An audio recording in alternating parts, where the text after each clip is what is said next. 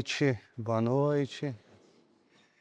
Eu não consigo começar a nossa conversa sem antes agradecer a Isa e a todos os trabalhadores da casa pelo convite, porque toda vez que eu recebo um convite para voltar para cá, eu me emociono demais por reconhecer que eu não mereço tanto carinho que vocês dispensam para mim todas as vezes que eu venho aqui. E todas as vezes que eu venho aqui, eu me lembro do que eu mais gosto de pensar quando eu lembro de Jesus, que é aquele Jesus meigo de 2000 anos atrás. Eu tenho a sensação daquela igreja primitiva, toda vez que eu entro aqui, de tanto carinho, tanto afeto e tanta simplicidade ao mesmo tempo, então queria mais uma vez agradecer o convite. Eu queria começar a nossa conversa hoje lembrando de uma história que eu li já há alguns anos, num livro maravilhoso, muitos de vocês devem ter lido, que é o Sob o Véu de Ísis, do Marcel Souto Maior, um jornalista do Rio de Janeiro, que escreveu muitos livros interessantíssimos, inclusive biógrafo do Chico Xavier, escreveu sobre Kardec, e ele conta uma história do Chico, porque sempre que a gente vai ouvir sobre o Chico, ler sobre o Chico, qualquer coisa que nos chega do Chico, a gente se emociona. Mas essa história é tão curiosa, porque teve um determinado momento, quando o Chico Xavier começou a aparecer, a ter uma maior divulgação, muita gente começou a ficar incomodada, inclusive, vocês sabem, queriam desmascarar o Chico, achavam que era charlatão. Então, 2, 3 rapazes saem do Rio de Janeiro e vão até Pedro Leopoldo para entrevistar o Chico e tentar entender da onde vinha toda aquela história de conversar com o espírito, essa coisa toda. E foi muito interessante, porque quando eles estavam andando na rua, a caminho do centro espírita, um rapaz falou para o outro, falou, olha, vamos pedir para o Chico, quando a gente chegar no centro espírita, para a gente assinar, para a gente rubricar aquele calhamaço que fica em cima da mesa do Chico, né, que ele vai psicografando, porque eles deduziam, havia uma hipótese de que o Chico fazia um teatro ali, né, quando estava psicografando, e, na verdade, essas cartas todas, aquelas páginas todas já vinham pré-escritas, né? Então ele só fingia ali. Então a ideia, para quem quer desmascarar alguém, é genial. Vamos pedir para o Chico, a gente rubrica, e aí a gente vai saber que realmente ele escreveu ali na hora as mensagens. E aí acontece algo maravilhoso. Eles chegam no centro espírita e o Chico não está. Porque muita gente se engana achando que o Chico viveu de mediunidade. Ele acordava, ia para o centro espírita, passava o dia inteiro, dava 6 horas da tarde e ia descansar em casa. Mas ele tinha trabalho. Trabalhou em alguns lugares. Nessa época ele trabalhava num pequeno armazém. Então quando ele chega para a sessão, ele chega inclusive com alguns minutos de atraso. A luz já estava baixinha, música, todo mundo já em meditação. Então quando ele chega, esses jornalistas, esses repórteres não conseguem pedir para o Chico para rubricar. Estava todo mundo sentado, o Chico entrou, sentou, fizeram a abertura, fez a prece, e aí, quando ele termina a abertura, Chico levanta o rosto, sem ter tido contato nenhum com essas pessoas, e diz, o nosso Emmanuel está aqui do lado, dizendo para os irmãos que vocês podem rubricar as páginas. Eu não tenho poder nenhum nesse mundo, mas se eu tivesse a possibilidade de falar com 8 bilhões de pessoas, eu diria assim, ninguém morre, não existe morte. A gente se perdeu no meio do caminho, achando que a vida é essa e que quando a gente morre ou acaba, vamos para o nada, ou vamos para um céu eterno, o que é bastante equivocado, porque o céu eterno pressupõe que a gente vai ficar pulando de nuvem em nuvem, tocando harpa, ou a gente vai para um inferno eterno, o que também é bastante equivocado, porque que pai seria esse que mandaria um filho para o inferno por toda a eternidade? Então, o Espiritismo nos vem como uma ferramenta bendita para a gente entender isso, que a vida não acaba. E por conta disso, a gente começa a deduzir algumas coisas muito interessantes. O Arthur Valladares, que eu sou fã, fala bem demais, divulga o Espiritismo, divulga o cristianismo primitivo. Assistindo uma palestra dele recentemente, ele falou algo genial. Ele disse, olha, a gente não pode achar, quando a gente pensa no conceito de livre-arbítrio, que o livre-arbítrio acontece só nessa encarnação. Ou seja, a gente já exerceu o livre-arbítrio em encarnações passadas. Portanto, muita coisa que nos acontece hoje é fruto de ações que a gente tomou e decisões que a gente tomou no passado. Tá claro isso? O que é muito interessante pensar também, a gente leu o livro Ação e Reação do nosso Chico Xavier. E ali tem o conceito de karma, que muita gente se equivoca quando pensa no conceito de karma. Por quê? Porque muita gente, e talvez até no nosso movimento espírita, pense que karma é um castigo. Não é assim que a expressão é usada? Nossa, aquela pessoa é meu karma, essa minha situação é meu karma, como se fosse um castigo de Deus. E não uma reação a ações que a gente teve no pretérito. Que às vezes a gente não consegue entender porque essa ação não foi tomada hoje. E no livro Ação e Reação, o conceito de karma é definido. Isso é importante demais. Lembrem sempre dessa frase. Bom, o André Luiz está conversando com um ministro de nosso lar que fala qual é o conceito de karma. Karma é a conta do destino criada por nós mesmos. Karma é a conta do destino criada por nós mesmos. Então não é que acontece que chega uma conta pra gente. Você vai no restaurante, você pede a entradinha, o couvert, a salada, o prato principal, a sobremesa, o café. Aí chega a conta. Você fala, meu Deus, mas que horror. Porque veja, você viu o cardápio, então, tinham lá os preços. Você tinha a opção de escolher menos coisa, pedir pratos mais baratos, você tinha a opção de ter ficado em casa, de ter cozinhado, você tinha a opção de ter ido num outro restaurante mais em conta. Então a conta que chega não é o karma, é só a reação de uma ação pretérita sua. Quando a gente começa a pensar sobre livre-arbítrio e karma à luz da doutrina espírita,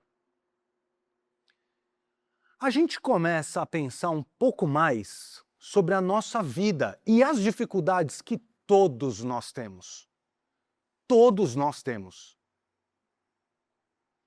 Então, a nossa vida, ela é rodeada de situações muito difíceis, sobretudo quando diz respeito a alguns relacionamentos.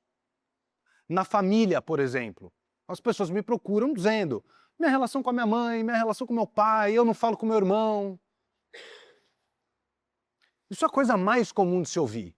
Mas é porque é na família que a gente tem uma maior chance de desenvolver algumas potencialidades que estão adormecidas dentro de nós. Então, a gente estava na abertura do trabalho estudando sobre paciência.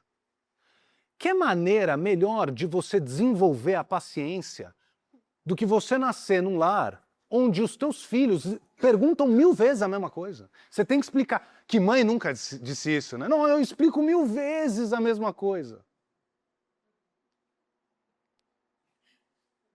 Então é dentro de casa que a gente vai pouco a pouco, aprendendo algumas coisas. Então você tem dois tipos de pessoas. Aquela que gasta muito dinheiro e aquela que guarda muito dinheiro. E geralmente essas duas pessoas se casam. Que é para que um ajuste o outro ao longo do caminho. Mas aí, na menor dificuldade, os cônjuges se separam. Sem se dar conta de que a vida é isso. É um aprendizado, é um desenvolvimento, mas por conta muitas vezes de uma soberba, de uma arrogância. Eu não preciso de nada disso, eu já sei de tudo. As pessoas se proíbem de aprender umas com as outras, sobretudo dentro do lar. Às vezes no trabalho. Quantas pessoas não têm um chefe que é rigoroso demais? Hoje em dia, né, esse termo que está um pouco mais divulgado, você tem ambientes de trabalho realmente tóxicos, colegas de trabalho que são muito hostis. Então, esses lugares, eles servem para que a gente vá desenvolvendo algumas habilidades. A gente não pode confundir com comodismo.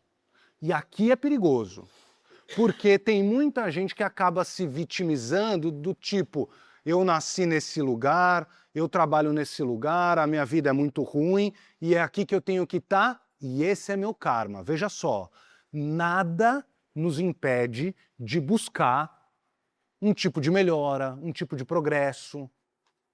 Pelo contrário, nós não somos árvores, a gente pode se mexer. Não está bom aqui, a gente ajusta. Eu tenho uma relação ruim com uma pessoa, a gente se afasta na medida do possível. Tem uma brincadeirinha na internet muito boa, que é um vídeo do rapaz dizendo assim, ai, segunda-feira é difícil para mim. Aí alguém fala, mas hoje é terça. Ele, ai, terça é pior ainda. A gente tem que se afastar dessas pessoas.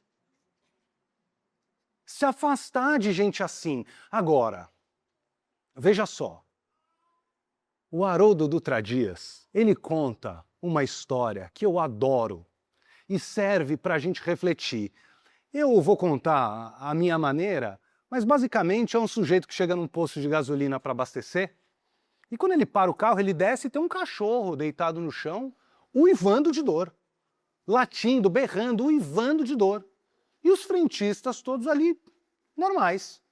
E aí ele chega em um dos frentistas e diz assim, o que aconteceu com esse cachorro? O frentista fala, não é nada não, é que ele está deitado em cima de um prego. E aí o rapaz pergunta, e por que ele não levanta?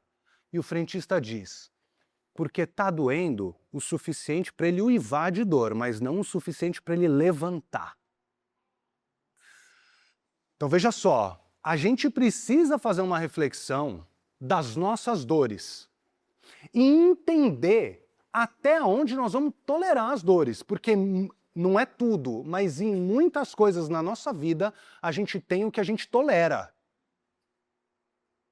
Então que a gente medite nas nossas dificuldades, nas nossas agonias, nas nossas angústias, para que aí sim a gente tome a ação. Aliás, eu tenho para mim que a gente tem para todas as dificuldades na vida, todas essas vicissitudes, um escudo que nos protege delas e uma muleta que nos ajuda a caminhar.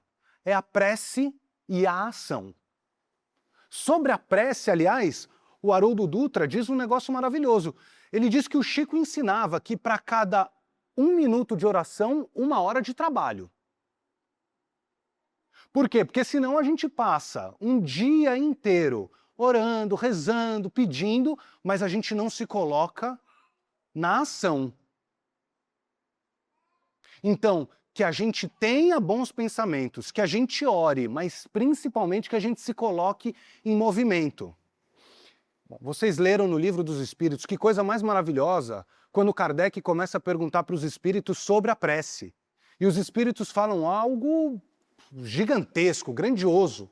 Eles dizem o seguinte, mais importante do que a intensidade, a duração da prece, é a maneira como você reza. É a maneira como... Não importa se você está decorando palavras, se você está... É seu pai. Fala com ele. Não precisa ser desse jeito ou daquele. Fala com o teu coração. Agora, é na pergunta 661 do Livro dos Espíritos que eles falam para Kardec: as boas ações são a melhor prece. As boas ações são a melhor oração. E aí eu lembro de uma cena maravilhosa. Vocês conhecem o Dr. Sérgio Felipe, que fala sobre a glândula pineal, né? Essa antena que a gente tem de conexão com o divino, né? E aí ele estava num podcast com a Ana Beatriz Barbosa. Uma conversa de 2 horas, uma coisa maravilhosa, até que ele conta que ele teve um problema, infartou, e teve o que a ciência estuda há muito tempo, chamado de EQM, experiência de quase morte. Então ele infarta, ele sai do corpo, ele vê o corpo ali dele, e ele sendo reanimado dentro de uma ambulância. E aí ele chega no pronto-socorro e recobre a consciência. E quando ele chega no hospital, ele não se identifica como médico. E aí vem um jovenzinho, um médico, né? E com a prancheta fazendo aquelas perguntas. Uma das perguntas é: você perdeu a consciência? E aí ele responde: olha, o meu corpo perdeu, mas eu mesmo não perdi. E o médico fica zangado, fala: você está brincando comigo? Esse pronto-socorro lotado, cheio de gente? Que história é essa? Meu corpo perdeu, eu não, e vai embora. E dali a pouco vem um médico mais experiente e procura ele, presta atenção nisso aqui, e procura o Dr. Sérgio Felipe e diz o seguinte: olha, o que você teve é um negócio chamado experiência de quase morte, EQM. Eu vou te dar um telefone de uma pessoa muito boa, especialista nesse tema, liga para ele. E deu o telefone. Era o telefone do Sérgio Felipe. Então, é a boa ação se transformando numa reação para ele mesmo. A gente tem um pouco de dificuldade de entender essa coisa toda, porque a gente vê pessoas que se dedicam ao bem a vida inteira e com muita vicissitude, com muita dificuldade. E aí a gente acha que não tem reação, que não teve, que não adiantou nada a pessoa viver uma vida assim. Só que a gente não pode esquecer das múltiplas encarnações. E a gente vê o oposto também, né? Gente muito malvada que passa uma vida inteira de rei, né? E a gente fala: cadê o aqui se faz, aqui se paga, né? Mas é por isso, é porque a extensão das encarnações, elas são inúmeras. Então a gente não pode achar que o que você faz agora vai te dar um retorno agora. Tem um rapaz nas redes sociais, o Léo Ritter, ele ensina sobre espiritismo com um ótimo humor, mostrando que você não precisa ser vulgar, né, para fazer piada, para fazer humor. Em um dos vídeos, ele mostra uma moça, uma atriz, falando assim: nossa, eu tenho um monte de coisa para doar. Eu tenho uma camisa toda rasgada que eu não uso mais, eu tenho uma mala de viagem sem as rodinhas, isso tudo eu vou doar. Aí ele fala assim: minha amiga, doação não é descarte de coisas velhas. E muita gente pensa que é. Muita gente acha que caridade, inclusive, é isso. Só é caridade se você doar bens materiais, ou dinheiro, ou isso, ou aquilo. Quando, na verdade, essas coisas todas, é claro que são bem-vindas. Você tem uma pessoa passando frio, a gente em São Paulo, a gente teve há pouco tempo um inverno muito rigoroso. As pessoas que moram na rua precisam de coberta. Quem está passando fome precisa de um dinheiro para comer alguma coisa. Então, sem dúvida. Mas a caridade é muito maior do que isso e ela tem que ser feita, segundo Kardec, de maneira desinteressada. De uma forma desinteressada. Aliás,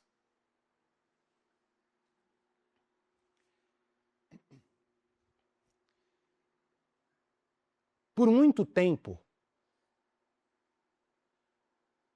a gente confundiu essa história da caridade. Até que vem Kardec e explica. Você tem uma mensagem escrita por Cáritas, começa: eu sou a caridade. E ela vai explicando sobre a caridade. Por isso que nós espíritas, a gente tem uma bênção nas nossas mãos, que é o Evangelho segundo o Espiritismo e todos os outros livros, para que a gente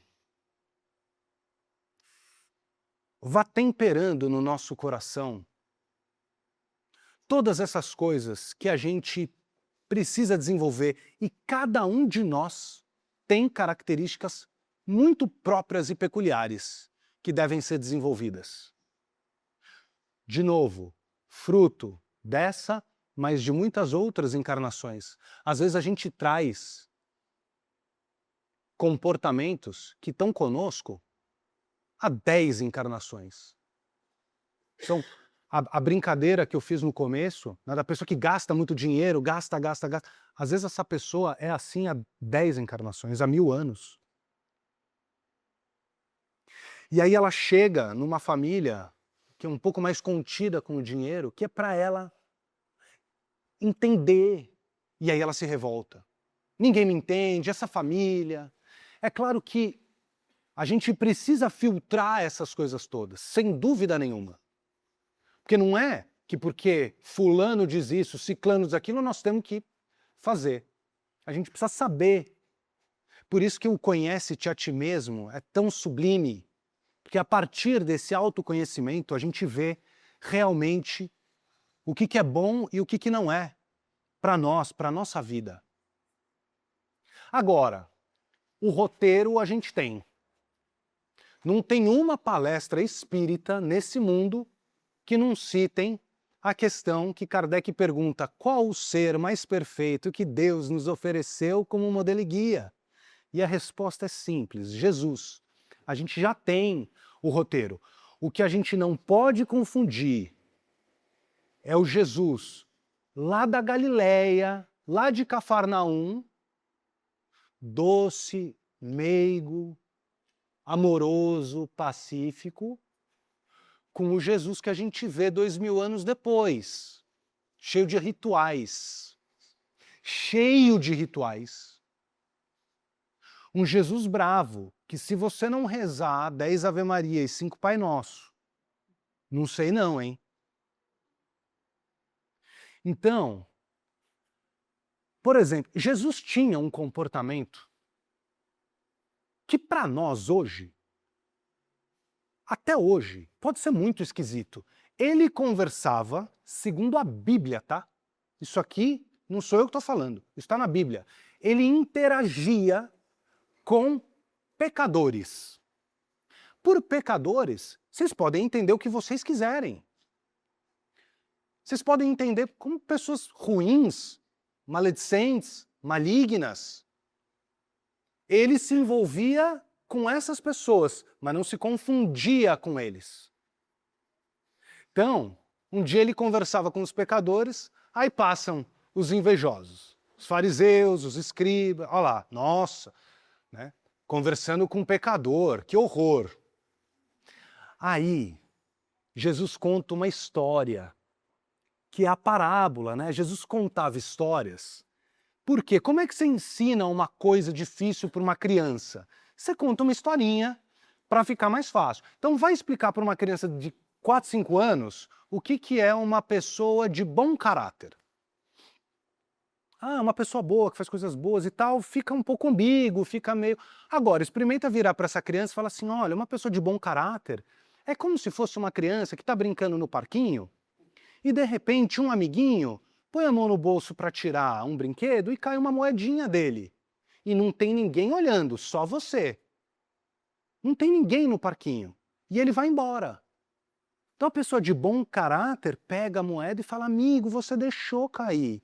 É sua. A de mau caráter pega e guarda para ela e vai embora e compra uma bala com aquela moedinha.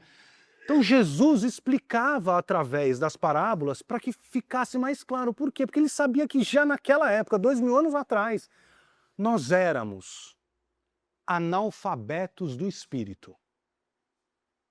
Então ele falou, olha, estão me chamando de equivocado porque eu estou falando com um pecador, eu vou contar uma história. Vocês imaginam um pastor de ovelhas que tem 100 ovelhas. Uma se perdeu. que faz esse pastor de ovelhas? Ele deixa as 99 e vai buscar a que se perdeu, como um pastor de ovelhas amoroso, como um pai amoroso. E aí ele ainda diz, no fim da história, ele fala, olha isso, existe mais alegria no céu por um pecador que se arrepende do que por 99 justos que não precisam de arrependimento. Olha que magnífico, que genial! Os sãos não precisam de médicos. Foi para isso que ele veio, para cuidar dessa gente. Para cuidar da gente, os equivocados. Por isso que ele diz para a mulher pega, traindo o marido, vai, não peques mais, porque todos os teus acusadores foram embora. Porque eu falei, vocês querem apedrejar essa mulher? Pode apedrejar. Quem que começa? Começa aí quem nunca pecou. Isso causou um constrangimento naquelas pessoas, mas gigantesco. Então, esse é o guia e modelo. Agora, veja só.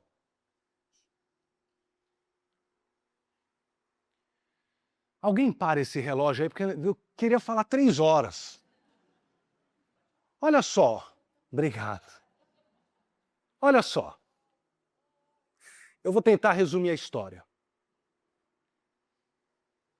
Teve uma noite que Jesus reuniu 12 amigos, que passaram provavelmente 3 anos vendo tudo o que esse homem fez, de perto, testemunho ocular, curou cego, curou leproso,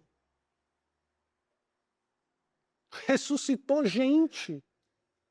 E aí ele fala, no último jantar com os companheiros, um de vocês vai me trair. Nossa Senhora! E aí, no dia seguinte, ele está no jardim, no Getsemane, e aquele que seria mais tarde o seu traidor vem e o beija. O beijo, né? O beijo como marca da traição. E quando ele abraça e beija Jesus, Jesus fala para Judas, aqui vem meu amigo. Ele chama Judas, de amigo. Então, Judas dá um beijo nele, e ele já sabia, né? Aqui vens, meu amigo. E aí, veja só, ele é preso, os guardas, porque era esse o sinal que ele combinou com os guardas, né? Ó, quem eu beijar é Jesus, porque veja, Jesus não tinha a face conhecida por todo mundo, né? Então eles combinaram, olha, quem eu beijar é o Jesus, você prende. E aí, aconteceu, e o soldado foi prender Jesus. Quando o soldado prendeu Jesus, Pedro saca a espada e arranca a orelha dele, do Malco. Arranca a orelha. Então, vamos recapitular. Noite anterior, Jesus falou, um de vocês vai me trair, Pedro ficou revoltado e falou, Pedro, calma, você vai me negar 3 vezes. Eu sei o que vai acontecer. Eu vou beber do cálice do meu pai. Aí ele é traído com um beijo, e aí quando está sendo preso, o Pedro arranca a orelha. Nesse tumulto, Jesus faz um dos milagres, cura a orelha do soldado e aproveita o momento para dar uma lição para Pedro, dizendo, Pedro, por acaso eu não tenho te ensinado que aqueles que ferem com a espada, mais tarde por ela serão feridos? Embainha, guarda a tua espada, Pedro. O nosso evangelho é um evangelho de amor. A lei de Moisés era uma lei de justiça, mas eu venho para mudar a mentalidade do planeta inteiro. Eu não vim mudar Cafarnaum, eu não vim mudar a Galileia. A minha lei é uma lei de amor.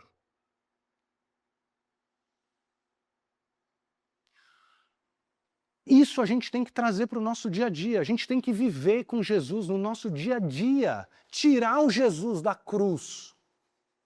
Ele disse, não sou eu que estou falando, onde tiverem 2 ou 3 eu vou estar ali, eu não vos deixarei órfãos, são palavras dele, não são minhas. Agora, como que a gente está se relacionando com Jesus?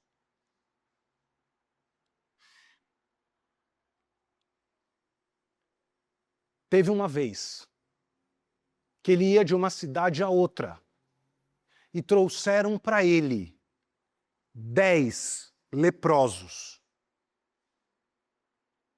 10 pessoas que tinham, possivelmente, a pior doença da época. Contagiosa, sem cura. Pessoas que eram afastadas da sociedade para que ninguém adoecesse. Trazem 10 para ele. Ele cura os 10 numa vez só. Os 10 se vão, um se dá conta que não agradeceu e volta, ajoelha e agradece Jesus. E esse que voltou ainda era um estrangeiro, era um samaritano. Samaritano e judeu não se davam, não se falavam, não se comunicavam. E aí quando um volta e agradece, ele fala para os companheiros, mas não eram 10 os leprosos?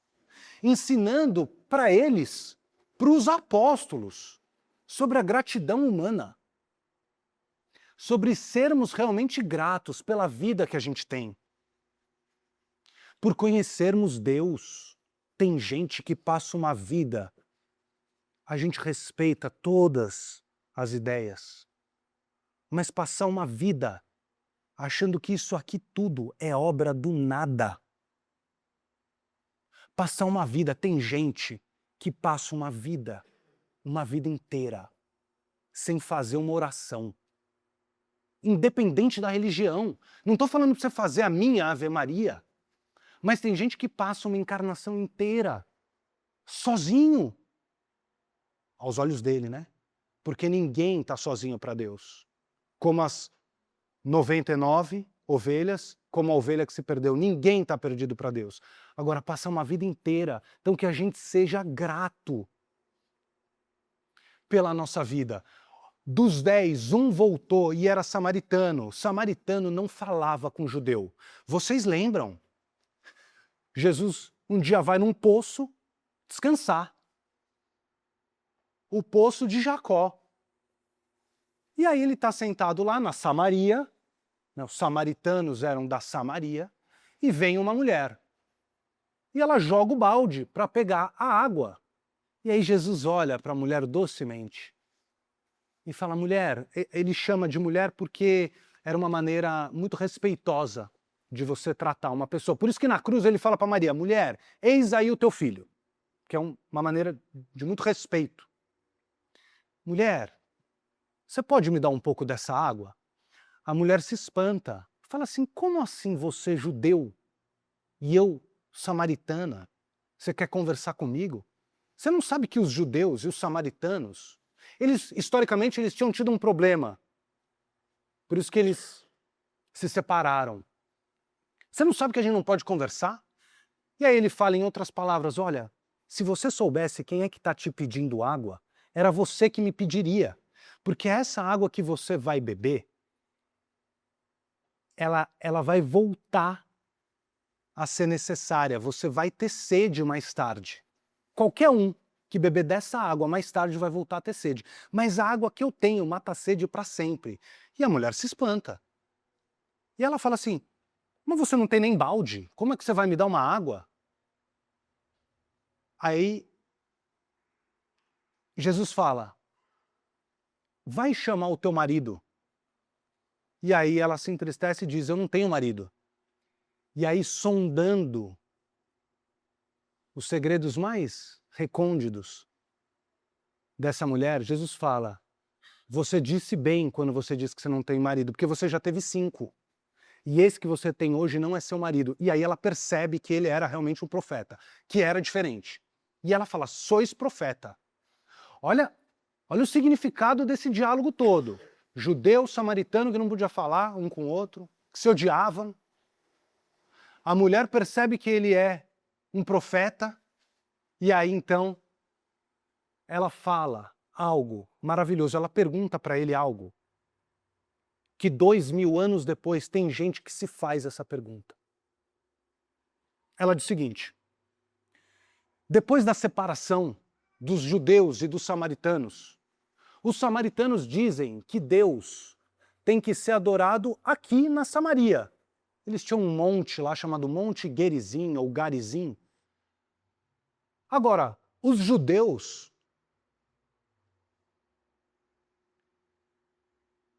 vão a Jerusalém adorar a Deus.